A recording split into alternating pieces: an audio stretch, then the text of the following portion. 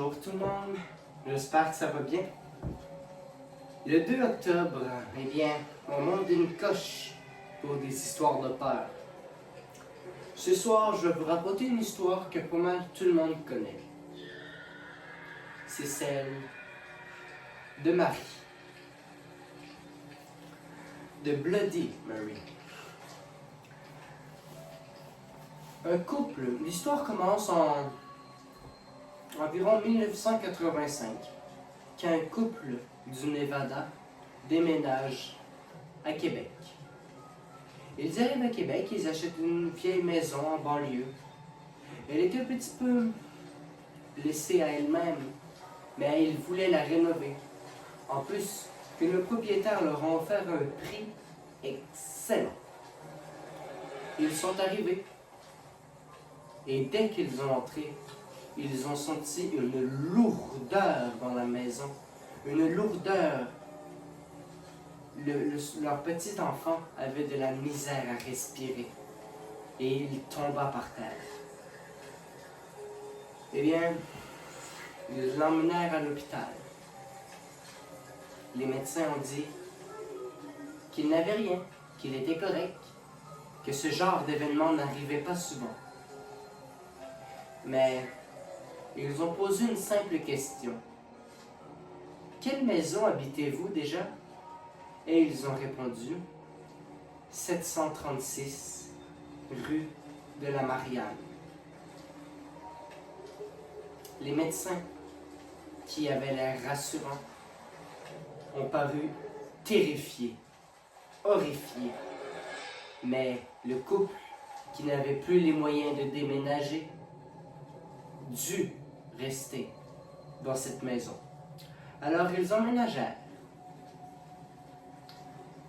La vie passa tranquillement. Un soir, alors que James, qui était le père, se brossa les dents, il aperçut dans le miroir une main, une trace de main, qui devenait de plus en plus rouge. Et soudainement, il eut l'impression de se faire étrangler. Il devena mauve à tel point que le sang restait dans son cerveau. Et soudain, il vit 3 images. Les images d'une petite fille, l'image d'une grande fille avec une belle robe blanche, et la dernière image, cette même fille, les dents cassées, la bouche en sang et la robe tachée. Et à partir de ce moment, les apparitions dans ce miroir enchaînèrent de plus en plus. Le voisinage commençait à se demander des questions. En pleine nuit, les lumières s'allumaient et s'éteignaient. On entendait des pas. On entendait des rires. C'était effrayant. Alors la famille fit venir une médium pour essayer de chasser cet esprit.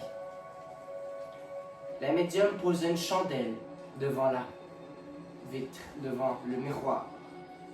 Et il commençait à prononcer 3 fois le nom de cette fille, Bloody Mary. Et elle apparut. Mais cette fois, ses yeux étaient creux, noirs, vides d'esprit.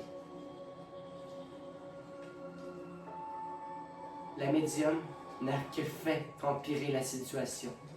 À partir de ce jour, la maison prit feu.